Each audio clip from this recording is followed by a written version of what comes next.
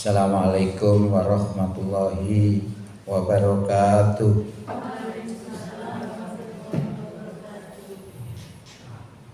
Alhamdulillahirabbil alamin. Wa bihi nasta'in ala umurid dunya waddin. Wassalatu wassalamu ala asrofil anbiya'i wal mursalin wa ala alihi wa sahbihi ajma'in, amma ba'du. Bapak Ibu yang kami hormati, syukur alhamdulillah di pagi hari ini kita bisa hadir dalam acara taklim yang mungkin sudah diadakan setiap minggu sekali atau 10 hari sekali gitu. Mudah-mudahan kehadiran kita di pagi ini diterima sebagai amal soleh di sisi Allah Subhanahu wa Ta'ala. Saya mungkin nanti tidak banyak yang saya sampaikan karena juga ngejar waktu saya. Saya harus ke Lamongan, berangkat jam 6 tadi sebenarnya. Tapi saya jadi bingung, kedua-duanya harus saya isi gitu. Maka saya sudah minta izin, atau bukan, kita kondisikan nanti setelah ini 8:30 maksimal saya harus ke Lamongan untuk menghadiri undangan BWM. Bapak Ibu yang kami hormati, materi di pagi hari ini menteladani Rasulullah dalam berakhlak untuk diterapkan dalam pelayanan di Rumah Sakit Islam Nusantara. Kurang lebih seperti itu. Ini bertujuan untuk apa? Bertujuan untuk mengatasi yang pasien katanya sekarang sedikit. Memang itu juga bisa kita peroleh dari pelayanan kita supaya orang itu senang. Nah, itu nanti kita tiru akhlaknya Rasulullah kayak apa. Itu kurang lebih seperti itu. Saya juga sudah berpikir bagaimana saya itu kepingin rumah sakit kita itu besar. Ya. Saya berusaha nanti itu akan mencoba berusaha untuk mengusulkan zona itu dibuka. Karena yang membuat zona itu kan pejabatnya, wali kota atau bupati. Tapi kalau yang dibuka itu kota, justru kita rugi.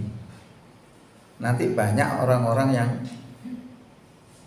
dari kota yang bisa juga berobat ke kabupaten. Nah, yang harus dibuka itu sebenarnya siapa? Kabupaten. Nah, tapi nanti kedua-duanya saya usulkan. Saya sudah punya cara-cara untuk bagaimana mendekati supaya bisa berhasil. Panjenengan tahu dengan isolasi sekarang ini luar biasa. Rumah sakit Sakinah. Rumah sakit Sakinah itu kayak seperti saya begini, itu dibayari 7 juta satu orang. Dia membayari 7 orang, kali 7 juta kali 7. Tiap tahun itu mengumrohkan 50 orang, karena dia membawai kap dan kru. Ya. Jadi luar biasa. Di sana itu sekarang luar biasa, pengembangannya cepat sekali dan banyak sekali pasiennya. Karena apa? Rumah sakitnya sedikit, orangnya banyak. Kita kan terbalik. Kita itu rumah sakitnya wakeh, wongnya didik. Ya pasti terjadi seperti ini. Jangan kan rumah sakit sekolah aja banyak yang tumbang. Karena sistem itu. Saya itu nanti punya cara ya, kira-kira mudah-mudahan berhasil. Istrinya Bupati Barang berarti. Itu temannya, istrinya Pak Furkon. Nah, itu bisa kita adakan pendekatan di situ. Kita lobby dulu di situ, nanti kalau sudah oke kita buatkan surat resmi dari BDM. Itu caranya begitu. Kalau kita langsung mungkin hasil kita bukan didekati dulu melalui istrinya itu yang karena teman sekolahnya sama. Nah, itu bisa cocok ya. Itu usaha-usaha kita aja ya. Maka salah satu materi ini adalah kita buat akhlak orang itu tertarik. Nah, salah satu Akhlaknya Rasulullah itu orang benci kepada Rasulullah, tetapi karena Rasulullah itu bersikap akhlak yang baik, terbalik. Orang yang benci tadi akhirnya jadi senang kepada Rasulullah. Nah itu seperti di sini juga begitu. Kalau dari pelayanan-pelayanan kita itu juga bisa mengesankan kepada pasien. Pasien ini akan cerita kepada orang lain dan akan menarik kepada rumah sakit kita. Rumah sakit kita memang kan sedikit ya, berapa desa itu untuk yang rekomendasi ke sini. Sulit sekali di kota ini. Nah, mudah-mudahan ini nanti bisa menjadikan spirit kita untuk mau merubah diri, karena kepentingan itu untuk kepentingan kita pribadi, juga untuk kepentingan rumah sakit. Bapak Ibu yang kami hormati, sebelum kami sampaikan saya beri pengantar dulu bahwa pada hari ini kita sudah puasa selama 7 hari, 8 ya, 8 hari, hampir 10 hari, hampir sepertiga. Tentu dalam puasa itu berat ya, menahan makan, menahan minum, menahan segala-gala yang dilarang oleh Allah SWT. Nek marisa terawih, bengi tangi, sahur, kadang-kadang acara semangan, konwangan. Artinya pada enak itu. Puasa itu berat. Pertanyaannya kenapa kita mau berpuasa? Nah ini pertanyaan ini supaya bisa dijawab, supaya kita mantap dalam berpuasa itu nanti dengan rasa syukur, bukan dengan rasa berundel. Karena fisik kita dalam berpuasa itu beda-beda. Ada yang ketok ngeluh, ada yang macam-macam, ada yang diare, ada yang lemas, ada yang gak apa-apa, tergantung. Itu juga pengaruh dari mental. Kalau mental kita tuh mengetahui bahwa puasa itu bermanfaat untuk kita pribadi, itu akan beda. Ya. Kalau kita mengacu kepada firman Allah dalam Quran terkait dengan perintah puasa itu adalah Quran Quran surat Al-Baqarah ayatnya 183 sampai 187. Itu yang bahas masalah puasa. Tapi ada di tengah-tengah itu satu ayat yang tidak membahas masalah puasa, tetapi membahas masalah pengumuman dari Allah, siapa berdoa kepadaku pasti saya kabulkan. Tapi ada syaratnya untuk memenuhi perintah-perintah Allah. Kemudian dijelaskan juga bahwa Allah itu dekat. Kalau ayat-ayat menjelaskan bahwa dekatnya Allah itu seperti dekatnya urat leher kita. Tapi kalau kita melihat peristiwa Isra Mi'raj, Tuhan itu berada di mana? Sidratul Muntaha. Sidratul Muntaha itu tempat yang tertinggi. Untuk ke sana harus menembus 7 langit. Satu langit saja itu harus ditempuh dalam waktu jutaan tahun dengan kecepatan yang tercepat saat ini, yaitu kecepatan cahaya. Nah, kecepatan cahaya itu per jamnya itu 1.080.000.000 kilometer per jam. Itu untuk menembus satu langit saja jutaan tahun. Bisa kita bayangkan, luar biasa. Tapi kita tidak membahas masalah itu. Kita membahas masalah tentang puasa ini hakikatnya apa sih? Puasa itu hakikatnya adalah sebuah proses, ya, sebuah proses yang diberikan kepada kita untuk tujuan supaya kita menjadi makhluk yang takwa. Nah, orang takwa ini orang yang baik. Ya itu endingnya. Tujuannya di situ. Kalau itu yang jadi tujuan puasa, itu berarti kasih sayang Allah kepada kita. Karena kalau orang itu sudah takwa, iman takwa, diberi surga oleh Allah. Innalladzina amanu wa amilus solihati kanat lahum jannatul firdausi nuzula khalidina fiha la yabghuna anha khiwala. Sesungguhnya orang yang beriman, beramal soleh, itu adalah surga Firdaus tempat tinggalnya, dan mereka kekal di dalamnya, dan mereka tidak kepingin pindah daripadanya. Ini Quran menjelaskan. Kalau terkait dengan orang takwa juga disebutkan oleh Allah dalam Quran surat 3, surat Ali Imran ayat 133 kalau salah. Wasari'u ila magfiratin min rabbikum wa jannatin arduhas samawati wal ardu uiddat lil muttaqin. Bersegeralah kamu kepada ampunan dari Tuhanmu. Kenapa kita disuruh bersegera? Karena umur kita tuh pendek. Ya. Kalau panjenengan dikasih umur 75 tahun, itu sebenarnya mungkin Allah itu masa jam setengah. Karena satu hari di akhirat itu setara dengan 1000 tahun di dunia. Nah kalau 75 tahun berarti sekitar 1,5 jam. Nah kalau tiga umur 50 ya masa jam. Maka disuruh bersegera. Wasari'u, cepet-cepet sira kabeh marang pengampunane pangeran. Oke. Karena seperti itu memang waktu kita tuh pendek sebenarnya. Kemudian wajan natin arduha sama wal ard, dan bersegeralah kamu kepada surga, yang surga itu luasnya seluas langit dan bumi, uiddat lil muttaqin. Dari surga itu disediakan untuk orang-orang yang bertakwa. Jadi ini kalau kita lihat dalam Quran itu ya itu aja. Berarti ini yang kita perjuangkan. Ya, yang kita banggakan yaitu jangan kelompok, jangan partainya, jangan golongannya. Kalau kita membanggakan itu justru kita jatuh kepada kemusyrikan. Nah, musyrik Allah tidak akan mengampuni kecuali kita bertobat sebelum meninggal dunia. Ya. Nah, terkait dengan itu berarti Allah itu kasih sayang kepada kita, diberikan surga.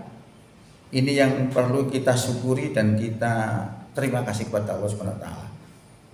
Karena apa ya? Karena itu tadi disebutkan kalau orang itu kalau kita sudah ditunjuk oleh Allah untuk menjadi orang iman takwa, itu artinya kita dituntut untuk kembali kepada jati diri kita sebagai manusia yang sesungguhnya. Manusia yang sesungguhnya itu kayak apa? Manusia yang sesungguhnya itu adalah fitrah. Fitrah itu sifat dasar. Lah sifat dasarnya manusia itu beragama dengan lurus. Lah yang bisa beragama dengan lurus itu orang iman takwa. Berarti fitrahnya manusia itu iman takwa.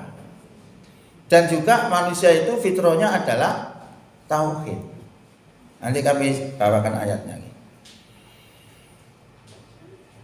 Fa'akim wajhaka lid-dini hanifah. Maka hadapkan wajahmu ke arah agama secara lurus. Fitratallahi allati fatarana alaiha, itulah fitrah Allah yang Allah telah menciptakan manusia atas fitrah itu.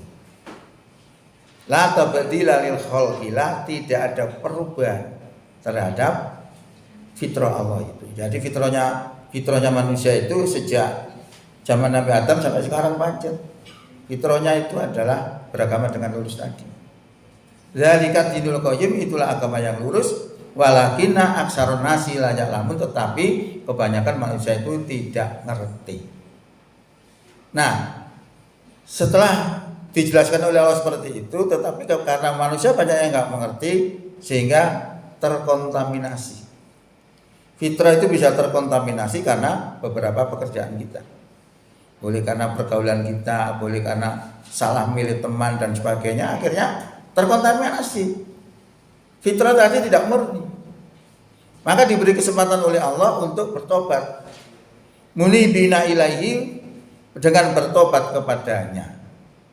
Wattaqullaha, dan bertakwalah kepada Allah. Wa aqimus sholata, dan tegakkan sholat. Wala takunu minal musyrikin, dan jangan kamu menjadi orang yang musyrik. Orang musyrik itu apa? Orang musyrik itu menyekutukan Allah. Itu paling dibenci oleh Allah. Kalau kita menyembah patung itu gampang. Oh, musyrik gampang. Tapi ada musyrik itu bentuk perkataan bisa jadi musyrik.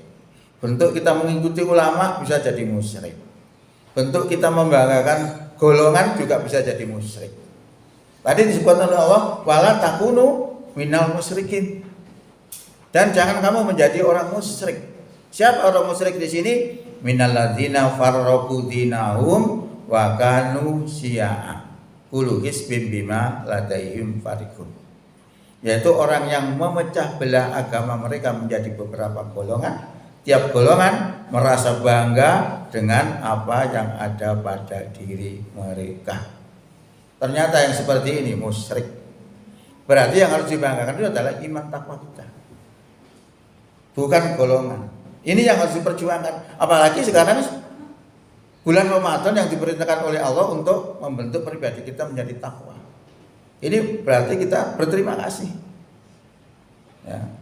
Karena di dalam bulan Ramadan itu banyak keutamaannya, terutama akan diampuni dosa-dosa kita dan amal-amal akan dilipat gandakan. Yang biasanya di dalam bulan biasa itu melakukan satu amalan wajib, kalau dikerjakan di dalam bulan Ramadan itu setara dengan 70 kali dilakukan di dalam bulan-bulan yang lain.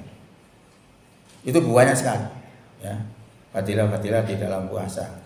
Itu ada Lailatul Qadar, ada macam-macam. Maka kita perjuangkan itu semua. Bapak Ibu yang kami hormati, kemudian hal yang penting bagi kita agar puasa kita itu tidak sia-sia. Itu Rasul sudah peringatkan kepada kita. Apa peringatannya? Kam min so'imin laisa min siyamihi ilal ju'i wal atos. Berapa banyak orang yang berpuasa tidak mendapatkan apa-apa daripada puasanya itu kecuali hanya lapar dan dahaga. Loh, ini yang rugi.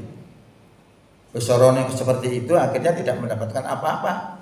Substansinya tidak ada. Olehnya dapatnya cuma lapar dan dahaga. Ini diperingatkan oleh Rasul. Kenapa bisa seperti itu? Itu bisa terjadi kalau kita tidak memahami aturan-aturan di dalam puasa itu sendiri. Nomor 2-nya bisa jadi karena kita salah niat. Jadi kalau kita salah niat, tidak lillah, itu hancur kita. Sudah dicontohkan oleh Rasulullah oleh Allah di dalam Al-Qur'an, fawailul lil musallin alladzina hum an sholatihim sahun alladzina hum yuraun.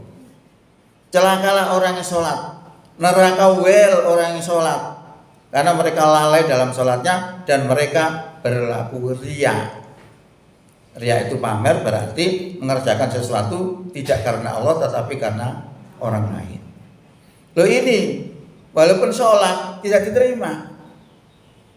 Nah, bagaimana supaya diterima? Supaya diterima itu sholat itu atau ibadah itu bisa diterima oleh Allah SWT kalau memenuhi 2 unsur. Unsur pertama adalah dilakukan dengan benar sesuai petunjuk Allah dan Rasulnya. Nomor 2, niatnya harus ikhlas. Kalau niat tidak ikhlas seperti tadi, wis sholat benar kamu apik, dimulai dengan takbir, diakhiri dengan salam. Akhirnya kata Allah, neraka wel. Karena apa? Ria. Berarti tidak lillah. Maka ini penting. Puasa juga demikian. Kita kerjakan sudah benar, tapi niatnya supaya dianggap santri, supaya dianggap hebat Islamnya, tidak karena Allah, muspro. Ya, ini perlu kita lihat. Saya sampaikan sebuah hadis begini. Hadis itu menjelaskan tentang satu pekerjaan yang dikerjakan oleh banyak orang dan niatnya juga macam-macam. Nah, dia akan mendapatkan apa yang diniatkan itu. Di sebuah hadis disebutkan gini, innamal a'malu binniyat. Sesungguhnya sahnya amal itu tergantung daripada niat. Ya. Dan tiap-tiap diri kita itu akan mendapatkan apa yang kita niatkan.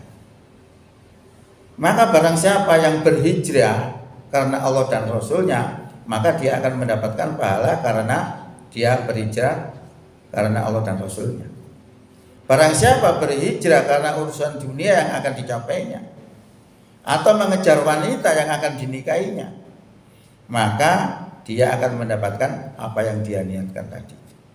Ini satu pekerjaan sama, satu pekerjaan dikerjakan oleh macam-macam niat. Ini berbahaya. Makanya kita harus ketahui betapa pentingnya niat. Niat yang ikhlas maksudnya.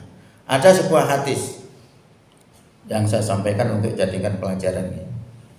Di dalam ajaran Islam itu, kalau orang itu meninggal dunia dalam medan perang fi sabilillah, itu dianggap sebagai mati syahid. Nah, kalau mati syahid langsung masuk surga tanpa hisab. Enak. Ya, makanya orang-orang Islam dulu itu nek perang kuat-kuat karena apa? Nek menang ya hidup mulia, nek mati syahid. Itu ajaran dalam Islam. Nah, dikisahkan ada seorang bernama Qotsman.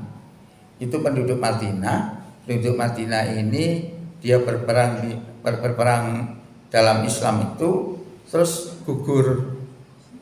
Nah, karena gugur, aturan dalam Islam seperti itu, lalu dilulukan oleh sahabat yang lainnya. Ya, karena dianggap bahwa Qotsman ini syahid. Apa yang terjadi setelah itu? Rasulullah mengatakan bahwa dia adalah penduduk neraka. Kaget. Para sahabatnya kaget semua. Kenapa kok seperti itu? Akhirnya Rasulullah menjelaskan bahwa Qotsman tadi matinya bukan mati dibunuh musuh, tetapi matinya karena bunuh diri. Loh, kok bisa bunuh diri? Karena Qotsman tadi mendapatkan luka yang serius, saking sakitnya dia tidak tahan, lalu dia ambil pedang untuk membunuh dirinya dengan harapan mungkin akan tidak sakit. Jadi matinya Qotsman tadi bukan karena dibunuh musuh, tetapi matinya karena bunuh diri. Maka pantas Rasulullah mengatakan seperti itu. Dan kemudian juga Rasulullah mengatakan bahwa sejak awal niatnya Qotsman ini sudah tidak benar. Ketika dia akan berangkat perang, dia bersumpah, demi Allah, saya berperang ini bukan karena agama. Saya berperang ini karena membela kehormatan penduduk Madinah. Jadi dua agenda ini ternyata menyalahi semua. Bunuh diri tidak dibolehkan. Niat selain Allah tidak dibolehkan. Kalau niat selain Allah maka tidak diterima sebagai amal ibadah. Maka Rasulullah katakan seperti itu tadi. Nah, ini menunjukkan kepada kita suatu pelajaran betapa pentingnya niat ikhlas karena Allah. Bahkan pernah saya ceritakan ada seorang pelacur memberi minum anjing, kata Rasulullah ini lebih swarga. Kok bisa ya? Enak ya. Nah, ini rupanya sempat ditangkap oleh Soekarno. Soekarno ini presiden pertama Indonesia. Seorang insinyur cerdas. Dia senang, berita itu senang, tapi menurut dia tidak masuk akal. Karena untuk masuk surga itu harus beribadah berpuluh-puluh tahun. Lah ini kok hanya memberi minum anjing saja, kok bisa masuk surga, kata Rasulullah. Saya jadi senang ini, Soekarno ini senang. Tapi logikanya tidak masuk. Akhirnya dia tanya kepada seorang profesor tentang hadis itu tadi, dijelaskan dengan panjang lebar itu karena dia orang insinyur, bahasanya pakai sama, eksakta, dibuat logika, matematika begitu. Yang terakhir karena pelacur tadi dalam memberi ilmu tadi melibatkan Allah di dalamnya. Karena melibatkan Allah di dalamnya berarti niatnya ikhlas karena Allah. Maka menjadilah satu ibadah yang diterima oleh Allah dan mendapatkan pahala yang besar. Lah pahala ini akhirnya dihadapkan dengan dosa-dosa pelacur tadi. Lah dosanya pelacur tadi akhirnya ditorpedo oleh pahala yang maha akbar, maka menjadi nol. Itu logikanya, tapi panjang sebenarnya. Ini yang saya singkat aja ya. Artinya apa? Orang yang melibatkan Allah di dalam setiap amal itu luar biasa. Seorang pelacur saja bisa rontok dosanya karena melibatkan Allah di dalamnya. Nah, ini maksud saya, poso ini seperti itu loh. Jangan sampai ada niat yang lain. Kalau ada niat yang lain, kita benahi sekarang.